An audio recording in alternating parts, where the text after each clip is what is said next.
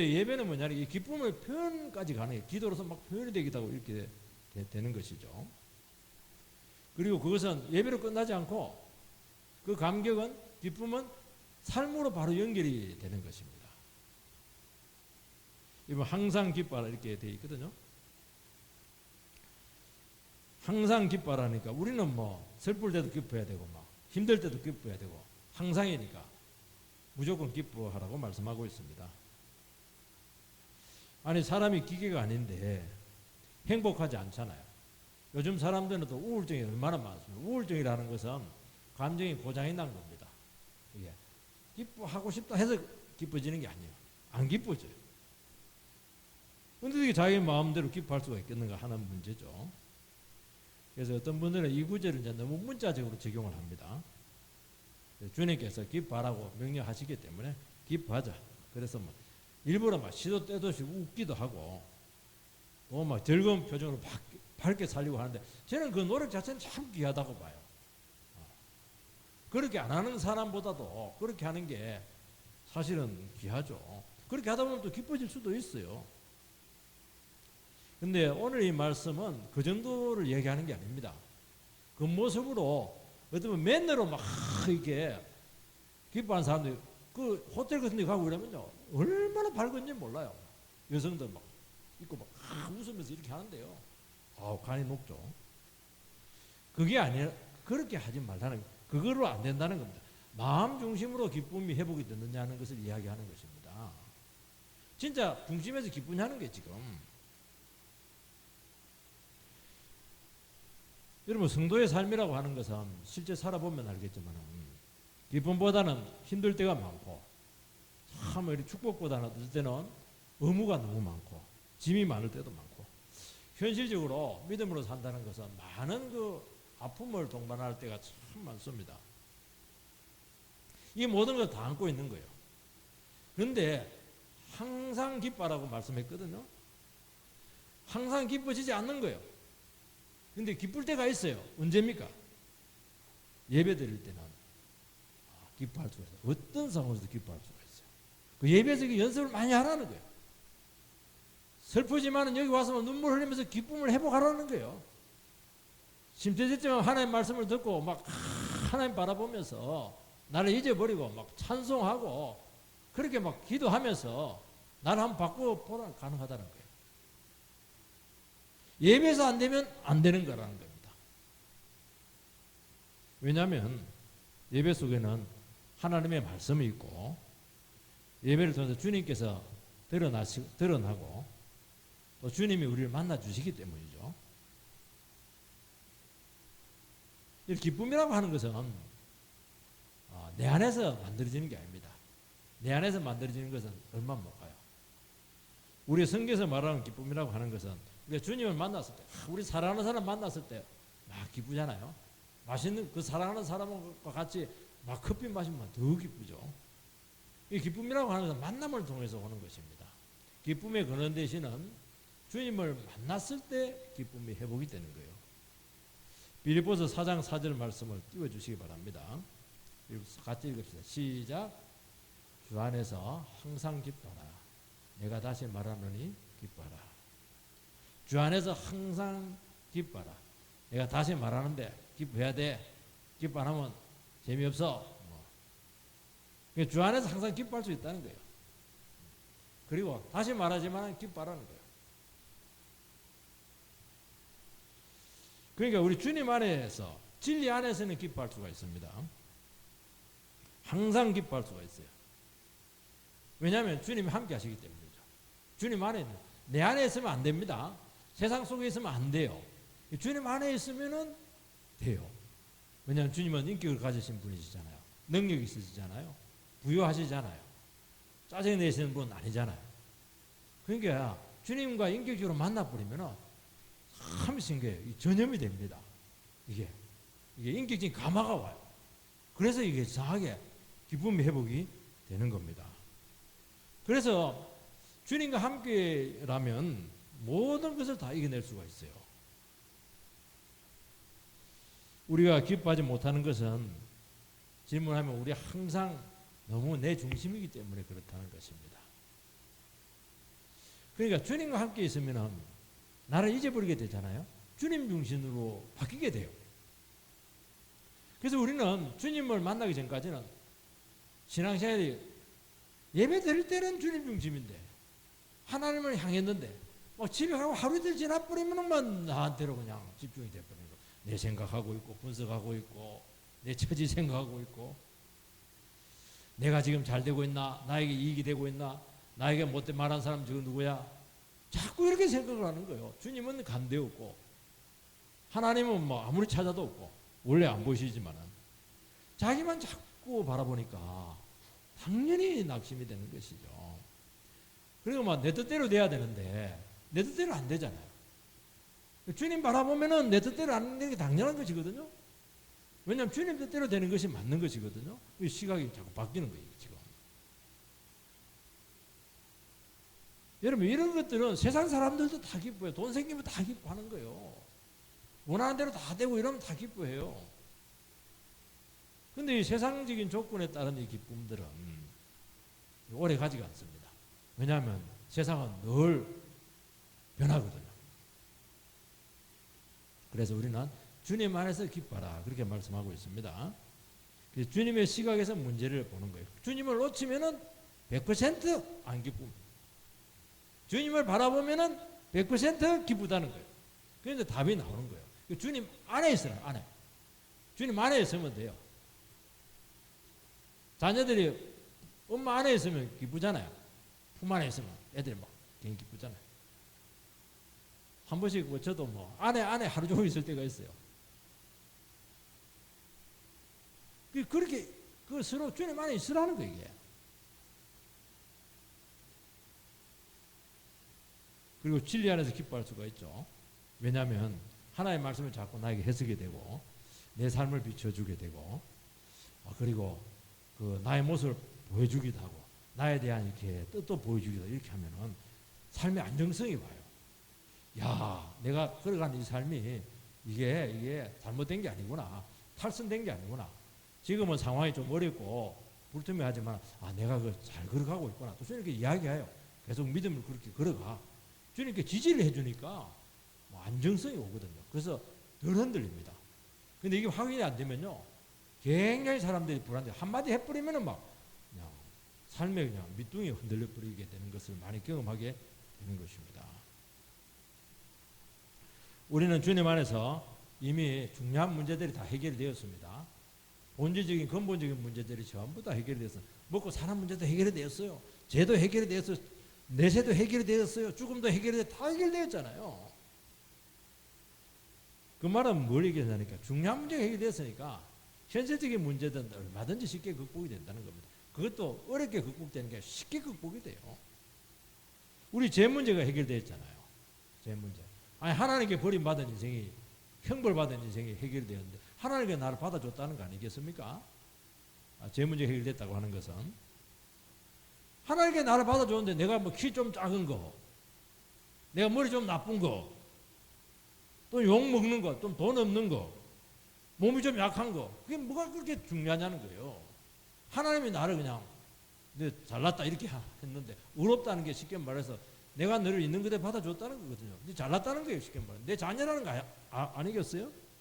근데 본인은 그걸 인정을 안 하는 거예요. 우리 죽음이 해결되지 않았겠습니까? 사람들은 죽음이 해결 안 되기 때문에 절망이죠. 결정적인 절망이죠. 근데 우리는 아니잖아요. 죽음은 천국으로 들어가는, 천국문의 입구로 들어가는 거예요. 그래서 우리는 세상이 알 수 없는 본질적인 기쁨이 기본적으로 깔려 있다는 것입니다. 그래서 항상 기뻐할 수가 있는 거예요. 예배 때만 기뻐할 수 있는 것이 아니고 우리 삶 모든 구석구석 가운데서도 전부 다 기쁨을 회복할 수가 있다 하는 것을 이야기하는 것입니다. 안 되는데 항상 기뻐라, 그거는 안 되죠. 하나님 너무 심한 거죠. 우리 괴롭히는 거죠. 되니까 그렇게 이야기하는 겁니다. 항상 기뻐라는 거예요.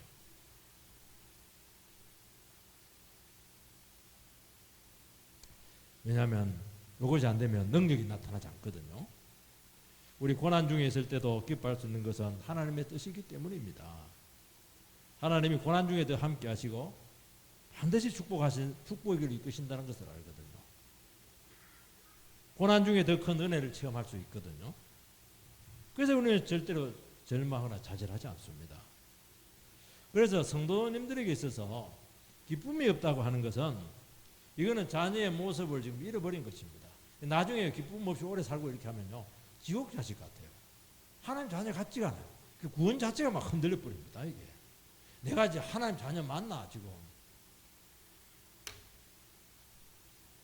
스스로 아니 임금님 왕자님인데 서로 뭐 거지가 되어가지고 그렇게 그냥 이렇게 살아가는 겁니다. 그것처럼 비참한 게 어디 있어요? 그리고 기쁨을 잃었다고 하는 건 싹 다 잃은 것입니다. 왜냐하면 성도님들의 제일 중요한 것은 기쁨인데 기쁨이 없으면 아무것도 못해요. 이 기쁨이 있으면 모든 걸 다 사람들이 시간이 없어서 못하는 게 아닙니다. 돈이 없어서 못하는 게 아니고 힘이 없어서 못하는 게 아닙니다. 기분이 안 나서 못하는 거예요. 신바람이 안 나서 기쁨이 없어서 못하는 겁니다. 기쁨이 있으면 뭘 못해요. 다 하지. 여러분 내 중심에서 주님 중심이 되려고 하면은 물론 주님 바라봐야 되겠지만은 내가 깨져야 돼요. 왜 못 바라봅니까? 계속 내 틀 안에 있으니까 안 보여지는 거예요 이게. 여러분 아무리 많이 가졌고 유복한 그런 삶을 살아가는 사람들도요 막 들어가 보면 기쁘게 살아가지 못해요. 왜냐하면 자기밖에 모르거든요. 객관적으로 부족한데 정말 기쁘게 살아가시는 분들이 있습니다. 그런 사람들은 자기 부인이 너무 잘 돼 있어요. 나중에 자기가 없어. 그런데 막 너무 기쁘게 살아가요. 사람 말 들어도 그냥 쉽게 넘어가 버리고. 그게 막 자기에게 크게 데미지가 되지 않는 것입니다. 그래서 어지간한 것은 쉽게 넘어가죠. 그리고 내 안에 걸림돌이 없습니다. 자기 안에 걸림돌이 많으신 분들은 이게 기쁨이 좀 힘들어요. 예, 걸림돌이 내가 옛날에 트라우마가 있었단 말이지. 아, 내가 옛날에 버림받은 아픔이 있었단 말이지. 내가 막 상처를 많이 받았단 말이지. 사랑을 못 받았다. 전부 다 이게 트라우마인데 트라우마 이렇게 해서 핑계대고 이렇게 하는데 아니 예수님께서 그걸 치료하라고 십자가에 못 박혔거든요. 그거 두고 기도해야 된다는 것이죠. 여러분 내가 깨지면은 하나님이 보입니다. 하나님의 뜻이 나타나요. 이웃이 눈에 들어와요. 나의 좁은 세계에서 넓은 하나님의 세계가 보이기 시작하면서 내 세계가 굉장히 작아져요. 내게 그 중요치가 않아요. 너무 큰 걸 봐가지고 내게 이게 뭐 아무것도 아니에요. 그러면서 이 외부와 연결이 되는 겁니다. 사람들이요 사람이 많다고 해서 풍성한 게 아닙니다. 내하고 연결권이 막 끊어져 버렸어요. 왜냐하면 자기 폐쇄적으로 있기 때문이죠. 그러니까 우리는 이제 주위를 볼 수가 있고 이웃에게 다가갈 수가 있는 겁니다. 사람들이 자신감이 없어서 못 가거든요. 사람들이요 못 다가와요. 자신감이 없어가지고. 왜냐하니까 막 무시당할 줄 모르니까. 내 안에 주님이 살아있으면 괜찮아요. 그리고 내가 이미 속사람이 강해졌습니다. 왜 못 다가옵니까? 왜 연결이 안 돼요? 왜 못 찾아가요? 왜 사람을 받아주지 못해요? 내가 자신이 없으니까. 내 속사람이 너무 부실하니까. 다른 사람을 축복할 수가 없죠. 그렇게 하니까. 여러분 나를 깨야 됩니다. 나를 깨지 못하면 반드시 고립되고 영적 부여를 누리지 못하는 것입니다. 그리고 관계를 맺고 이렇게 할 때도 지속적이지 않아요. 겉으로 막 웃고 이렇게 하고 그대로 없어. 여러분 부유하면 관계의 깊이에서 지속성에서 오는 거거든요. 성도들의 교제에는 이게 돼야 되는 거예요. 몇 마디 해보면 할 말이 없어요. 왜냐하면 모르니까. 그러니까 내면이 부실하고 강건하지 못하고 하나님 바라보면서 하나님께 부유함을 누리지 못하고 주님 앞에서 내가 자유를 누리지 못하니까 스스로 자기를 구속하는 거예요. 다가가지도 못하고 다가가더라도 오래오래 교제가 안 되는 거예요. 이게. 끝나는 거예요. 이게. 그게 굉장히 불행한 거잖아요. 내 안에 뭐 모든 게 있으면 내 안에는 5%뿐이 없어요. 모든 부유한 것은 다른 사람부터 주님께 체험받게 돼 있거든요. 교회 안에서 95%는 다른 사람부터 와야 된다는 거예요. 이게. 그래서 우리가 주님 앞에서 내 자신을 찾을 때 상대를 있는 그대로 받아줄 수가 있죠. 그리고 다른 사람의 귀한 것을 소중히 여길 수 있는 그 마음을 가지면 그 소중한 것이 전부 다 내게 돼요. 희한하죠. 근데 소중한 걸 무시하고 막 열등감정으로 반응하고 비교하고 이래버리면요, 내 것도 없어져 버려요. 희한하죠. 그래서 다른 사람이 기뻐할 때 기뻐하고 다른 슬퍼할 때 슬퍼하고 이렇게 하라는 거예요. 그럼 그것이 전부 내게 돼요. 내가 누릴 수 있는 거예요. 그러니까 부자가 되는 거예요. 두 번째는 쉬지 말고 기도하라 되어 있습니다. 왜 기도합니까? 내 힘으로 안 되니까 기도하는 겁니다. 하나님 도와주셔야 되니까 기도하는 겁니다. 성도라고 하는 말이 무슨 뜻이냐면, 우리 예수를 믿는다고 하는 것은 내가 할 수 없는 무능한 존재다. 나는 피조물인 한계성을 가지고 있다는 것을 인식을 했기 때문에 예수를 믿는 겁니다. 하나님 모르는 사람들의 특징은 뭐냐? 다 할 수 있다고 그래요. 또 해보면 안 되는데, 거의 다 안 되는데, 그래서 마음을 안 먹어서 그렇지 다 할 수 있다고 그래요. 아닙니다. 마음으로 자신 있는 거예요. 근데 우리가 신앙이 자라고 예수를 알면은 뭘 느끼냐니까. 안 되는 게 너무 많구나. 내가 정말 부족한 게 너무 많구나. 할 수 있는 게 점점 없어져요. 신앙이 또 어릴 때는 좀 있어요. 가면 갈수록 할 수 있는 게 하나도 없어요. 그래서 아무것도 안 해요. 뭔가 한번 이렇게 해보면은 쉬운 게 실제로 없어요. 모르니까 그냥 이게 용감한 겁니다. 이게 겁 없이 달려드는 것이거든요. 그래서 우리가 알면 기도하지 않을 수가 없습니다. 하나님이 도와주지 않으면 아무것도 못하기 때문에 막 제일 그분 안에 머물러 있으려고 해요. 주님 안에 머물러 있으면 주님이 알아서 해주시니까. 그리고 자꾸 행동은 작아지고 기도 시간이 자꾸 늘어나고 성경 읽는 시간이 계속 늘어나고 예배 시간이 그리워지는 겁니다. 왜냐하면 그분 안에 머물러 있어야 되니까. 쉽게 머물러 있는 게 쉽지가 않거든요, 이게. 그래서 주님 앞에 머물 수 있는 그걸 계속 확보를 하는 거예요. 왜냐하면 이게 내 사는 길이거든요. 그래서 우리는 매 순간 고비 때마다 기도하게 된다는 것이죠. 왜냐하면 나를 알잖아요. 내가 얼마나 넘어지기 쉬운 존재인가 하는 것을 알기 때문이죠. 그리고 참 신기한 것이 기도하지 않으면은 어느새 마귀가 내 영혼을 막 그냥 밀가루를 막 까봅니다. 얼마나 흔들어 놨던지. 자기도 머리가 막 흔들립니다. 얼마나 흔들렸던지. 왜 그렇습니까? 기도하지 않아서 그래요. 그리고 내가 위험한 상태에 있고 위험한 존재라는 것을 점점 알게 됩니다. 그래서 주님께서 한순간이라도 나를 붙들어주지 않으면 나는 망합니다. 그걸 입에 달고 살아요. 그래서 늘 하는 기도는 뭐냐니까, 주님 나를 혼자 남겨두지 마시고 주님께서 나를 꼭 붙잡고 막 경상도식으로 말하면 올짝 붙잡고 막 절대로 놓지 말아달라고, 절대로 내가 도망가더라도 목덜미 잡고 절대로 나를 놓지 말아달라고 이런 기도를 하는 거예요. 왜냐하면 주님이 놔버리면 나는 죄를 저지르거든요. 망하는 길 가거든요. 여러분 기도하면은 주님께서 일하십니다. 우리도 열심히 합니다. 기도하는 사람이 뭐 열심히 안 살겠습니까? 결정적인 것은 기도로서 전부 다 결정이 난다는 것을 알기 때문에 더 기도에 매달린다는 거예요. 저도 열심히 설교 준비합니다. 설교 준비했다고 해서 이게 능력이 나타나는 것도 아니고 사람이 변하는 거 아닙니다. 이거는 주님의 몫입니다. 주님께서 해주셔야 돼요. 그래서 마지막까지 주님을 의지할 수밖에 없는 겁니다. 여러분께서는 자녀를 양육하고 있지만은 자녀는 하나님께서 키우십니다.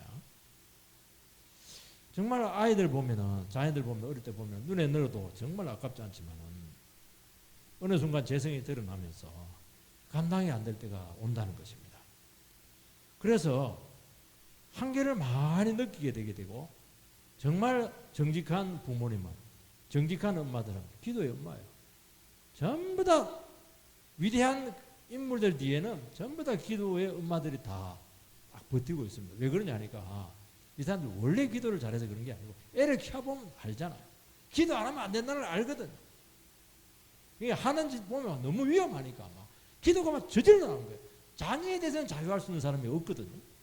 그러니까 막 기도가 되는 거예요. 그래서 나중에 보면은 자기 부모님이 막 못 고칠 이런 기질들, 이런 불신앙들이요. 자녀 한 몇 명, 한 한 서너 명 키워 나오면 자기가 바뀌어 있는 거예요. 그게 참 신기해요. 쉬지 말고 기도하라고 되어 있는데 이것은 쉬지 말고 기도하라는 것은 문제가 있을 때마다 기도할 때마다 자꾸 맡기라는 거예요. 자꾸 맡겨야 돼요. 왜냐하면 내가 붙들고 있어도 안 되거든요. 근데 우리는 뭐냐니까 기도하면서 맡겼다가 또 집에 들어오면 자기 손에 또 가져와요. 하나님께 맡긴 걸 빼앗아 옵니다. 새벽 기도 때 맡겨놨다가 집에 가서 또 그냥 걱정하고 있는 거예요. 자꾸 인생이 무거워지는 것입니다. 그래서 자꾸 맡기라는 겁니다. 그리고 우리가 기도하면 할수록 또 맡기면 맡길수록 미처 못 보던 문제들이 계속 생깁니다. 그러니까 기도가 점점 깊어지는 거예요. 또 기도하는 거예요. 그래서 신앙은 뭐냐? 신앙은 하나님께 맡기는 능력입니다. 그거 재주입니다. 그 재주를 여러분들께서 아셔야 됩니다. 신앙은 하나님 내 문제를 하나님께로 넘겨드리는 거예요. 그걸 잘하는 거예요. 그래서 영적으로 깨어있으면 기도하게 됩니다. 왜냐하니까 못 살게 돼 있어요. 모르니까 그냥 되는 대로 사는 것이지 조금 진지하게 살려고 하고 주의 뜻대로 살려고 하고 제대로 살려고 하고 이렇게 하면 깜짝깜짝 놀랍니다. 기도 안 하고는 베개 내지를 못하는 거예요. 그래서 그게 깨어있는 겁니다. 깨어있으면요 절대 기도하지 않을 수가 없어요. 자다가도 일어나가지고 기도해요. 텔레비 안 보고 스마트폰 안 보고 기도하는 거예요. 여러분 개인 기도도 좋지만은 함께 모여서 예배 중에 기도하는 것이 훨씬 능력이 있습니다. 왜냐하면 혼자도 할 수 없는 그 기도들을 우리는 같이 해야 된다는 것이죠. 나라와 민족을 위해서, 선교를 위해서, 또 성시화를 위해서, 또 많은 영혼들 중보기도를 우리는 같이 모여서 한다는 것입니다. 교회 지도자들 위해서, 또 진리를 위해서, 교회의 거룩함과 연합을 위해서, 사회 정의를 위해서, 사회의 그 자유와 그 긍휼을 위해서 기도하는 거예요. 또 지금은 뭘 기도해야 됩니까? 복음에 대해서 사람들이 굉장히 부정적이에요. 교회에 대한 반감이 하늘을 지금 찌르고 있는 것입니다. 그걸 느끼고 있거든요. 우리 딸이 이제 신학과를 갔는데 너 왜 신학교 갔냐 이러니까 사람들이 왜 이렇게 교회를 싫어하는지 몰라가지고 그걸 내가 밝히고 싶어서 신학교를 갔다 이러는데 1학년 지나니까 다 풀렸다고 그래요. 세계 평화와 정의를 위해서, 환경을 위해서, 가난하고 억눌린 자들 위해서, 지금 우크라이나 전쟁을 위해서. 우리는 우크라이나 전쟁이 너무 멀다고 생각하는데 그 먼 게 아니에요. 바로 우리 코앞에 문제예요. 그게. 그 문제 터지면은 우리 주위에 있는 나라들 다 문제가 터지게 될 텐데 다 연루될 텐데 바로 우리의 문제라는 거예요. 거리가 멀으니까 뭐 멀다고 생각하는데 먼 게 절대 아니에요. 이게. 바로 우리의 문제고 내 문제고 우리 자녀들의 문제라는 거예요. 여러분 하나님의 백성들이 기도하지 않을 때 평화가 오지 않습니다. 그리고 굉장히 더뎌요. 우리나라 성장의 그런 밑바탕에는 성도들의 기도가 반드시 함께했습니다. 교회의 부흥과 우리나라의 그런 부흥은 함께 갔죠. 왜냐하면 우리나라는 기도 안 하면 안 되는 나라거든요. 항상 북한에서 불받아 만든다고 그러고 늘 전쟁의 위협 속에 있고 주위 나라들이 막 세계에서 최고로 강한 여러분 우리나라가 작은 나라가 아닙니다. 한반도는요 영국하고 똑같아요. 독일 정도는 안 되지만은 유럽에 가면 중정도는 되는 나라예요. 인구도 5천만이면 북한하고 합해버리면 8천만이잖아요. 작은 나라가 아니라 굉장히 큰 나라예요. 근데 와 중국이 크고 러시아가 크고 일본이 크니까 정말 너무 작은 나라로 우리는 막 위축이 되어 있는 거예요.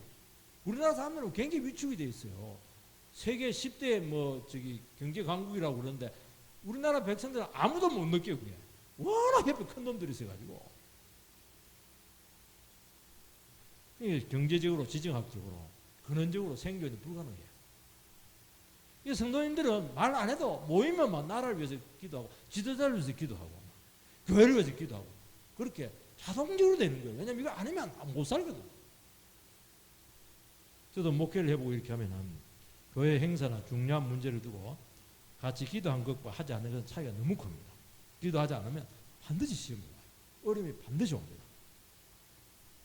그래서 항상 우리는 주님께 주님을 알게 해달라고 뜻을 알게 해달라고 기도하는 것입니다. 왜냐하면 아는 만큼 기도하게 되고 기도한 만큼 능력이 나타나게 되는 것이거든요. 그래서 우리가 예배하면서 기도하는 거예요. 주의 뜻이 나타나니까. 그래서 그 기도는 예배 드리고 말씀 듣고 기도하는 것은 무조건 이루어진다는 거예요. 세 번째는 범사에 감사라고 말씀하고 있습니다. 이렇게 기도를 하면 하나님께서 일하십니다. 하나님께서 일했으니까 내가 한 것 아니니까 자랑을 일단 안 해요. 그리고 감사를 합니다. 여러분, 기도한 영혼이 감사합니다. 기도 안 한 사람은 절대로 감사 안 해요. 불평하죠. 원망하죠. 그래서 예배 중에 감사가 굉장히 중요합니다. 감사 예물을 더 드리잖아요. 감사한 것, 이것들 굉장히 중요한 것들이에요. 여러분, 하나님의 창조 세계에서 우리에게 물질적인 축복이 오지 않겠습니까? 예수를 통해서 구속적인 축복을 우리가 누리지 않겠습니까? 그러니까 그 두 개만 봐도 감사가 너무 큰 거예요. 은혜 받으면 감사합니다. 은혜 못 받으면 불평합니다. 낙심합니다. 그래서 우리는 어떻게 하냐니까 감사가 나와야 다른 사람과 자기 자신과 환경에 대해서 여유를 가지는 거예요. 왜냐하면 주님께 일하실 것이고 또 하나님께 받은 게 많기 때문에 여유가 있는 거예요. 내게 없는데 어떻게 다른 사람 도와줘요? 내가 지금 궁색한데 어떻게 다른 사람이 좋은 말 해요? 나쁜 말 하지. 다른 사람 대해서 항상 깎아내리고 나쁜 사람들은 자기가 하나님 앞에서 은혜를 못 받으니까 그런 말이 나오는 거예요. 내가 행복한데 왜 행복한 말을 못 해줍니까? 여유가 없는 거예요. 여유가. 그래서 우리는 가까운 사람들의 그 대하는 태도를 보면서 내가 지금 감사하고 있는가 하는 것을 가늠할 수가 있어요. 말이라도 잘해주고 칭찬해주고 그 격려해주고 축복해주고 그게 전부 다 자기에게 오는 거예요. 자기의 영적인 상태를 보여주는 것입니다. 그럼 주님께서 일하시죠. 원래 사람들의 특기는 원망, 불평이죠. 죄인이기 때문에 그렇게 하는 겁니다. 왜냐하면 하나님께로부터 너무 멀어졌기 때문에 그래요. 하나님을 의지하지 않기 때문이죠. 자기중심적인 신앙인에게는 특징이 감사가 없어요. 우리나라 말에도 보면 말이 씨가 된다 그런 말이 있습니다. 일본 사람들은 이제 말의 그 파워를 뭐라고 하냐, 은령이다. 말씀 원자에다가 영혼 영자. 말 속에는 영혼이 있다고 그들은 믿었습니다. 이 변화심리학자라고 아주 유명한 거성이 있죠. 앤서니 로빈스라고 하는 이 사람인데 아시아의 어떤 부족은 두 단어가 없다고 해요. 싫어한다, 미워한다. 거기는 싸우지를 않는데요. 단어 자체가 없대요. 우리 동양에서는 이 언변보다 말 잘하는 것이잖아요. 이 굉장히 사람들이 부러워하거든요. 근데 그걸 중요하게 여기는 게 아니고 어떤 말을 하지 말아야 될 것인가? 은잠이다. 말씀 원자에다가 잠은 이제 뭡니까? 절제하는 거예요. 어떻게 말씀을 절제할 수 있는가? 이것을 강조한다는 것입니다. 그래서 이제 딱 세 가지 조심을 해야 하는데 붓끝을 조심해라. 칼끝을 조심해라. 이 혀끝을 조심해라. 마지막이 혀끝이에요. 혀가 제일 위험하다. 붓이 이게 굉장히 위험하고 칼이 굉장히 위험하고 제일 위험한 게 혀라는 혀끝. 혀를 조심해라. 왜냐하면 말이라고 하는 것은 자기 자신에 대한 예언입니다. 그래서 세월이 지나면 말한 대로 된다는 거예요. 그게 조사가 됐어요. 그래서 우리 입을 통해서 무슨 말을 해야 되겠습니까?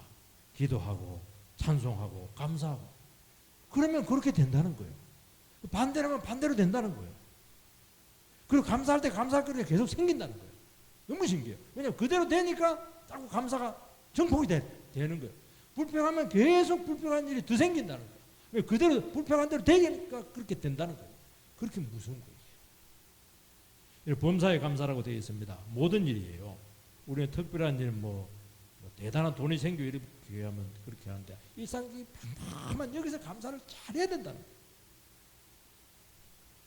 사람들이 왜 일상적인 삶에 대해서 감사가 적냐면은 평상시에 주님 안에서 안 살아가기 때문에 그렇다는 거예요. 주일날 와가지고 주님 안녕하세요 인사하는 거예요. 왜냐하면 일주일 내내 주님을 잊어버리고 살았거든. 그러니까 감사가 없는 거예요. 그거 회개해야죠. 그래서 뭐라고 되냐, 감사가 제일 마지막이잖아요. 기뻐하라, 기도하라, 그리고 감사가 나오는 거예요. 감사가 쉬운 게 아닙니다. 제일 어려운 게 이게.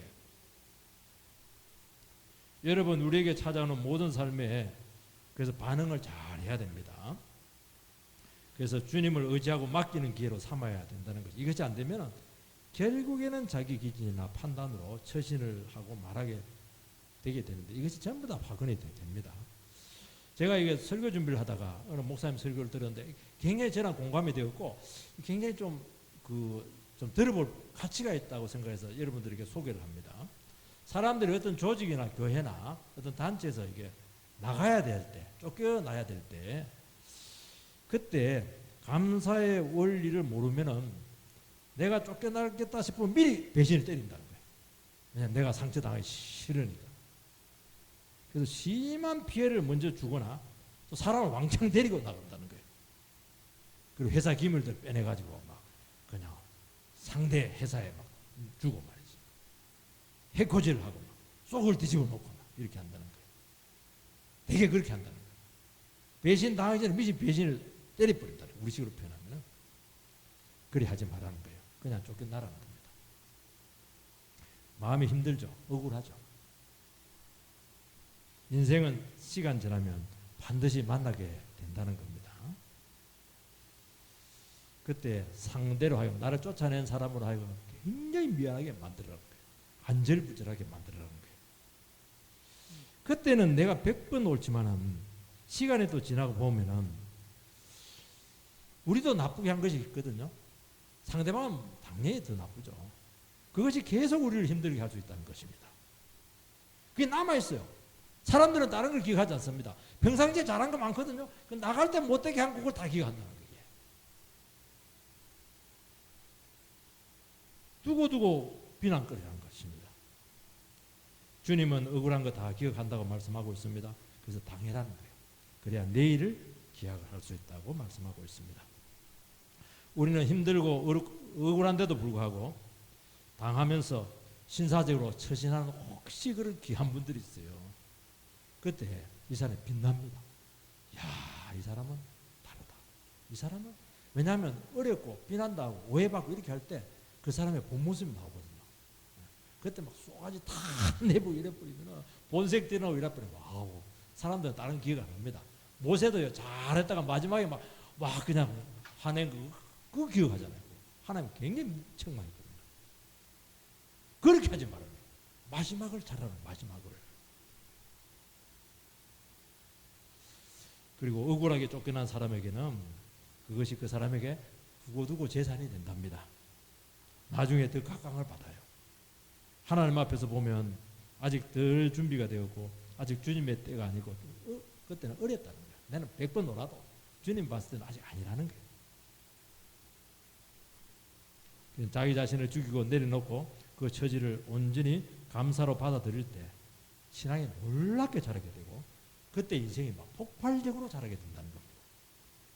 그래서 우리에게 일어나는 모든 일들은 버릴 게 하나도 없다는 거예요. 당장 이해를 못하고 억울한 것 같아도 주님께서 이 모든 것들은 우리 미래를 위해서 준비한 것이라는 것입니다. 잘해야 돼. 안 좋을 때 잘해야 되고 떠날 때 잘해야 되고 쫓겨날 때 잘해야 되고 쫓겨나 버리세요. 이는 그리스도 예수 안에서 너희를 향하신 하나님의 뜻이니라. 하나님의 뜻은 세 가지예요. 기뻐하라, 기도하라, 감사하라. 이게 하나님의 뜻이에요. 우리는 뭐 이상한 뜻을 자꾸 찾는데 그거 하지만 이 세 가지 하면 뜻이 나타나요. 우리는 하나님의 뜻을 찾는다고 하면 이 세 가지를 안 해. 기뻐하지도 않고 기도도 안 하고 말이지. 감사도 안 하고 무슨 하나님의 뜻이 나타나는 거예요 이게. 주여 나에 대한 하나님의 뜻이 무엇입니까? 세 가지 알아요. 세 가지. 그러면 저절로 내 하나님이 우리에 대한 뜻을 이루어 주신다는 거예요. 여러분 출애굽 백성들이 40년 내내 원망했잖아요. 무슨 하나님의 뜻이 나타났어요? 가나안에 하나도 못 들어갔잖아요. 삶에 점점 미궁으로 빠지고 방황했거든요. 여러분 다른 거 하지 마시고 세 가지를 하세요. 어떻게 같이 따라합시다. 시작. 기뻐하자, 기도하자, 감사하자. 그러면 다 된다는 거예요.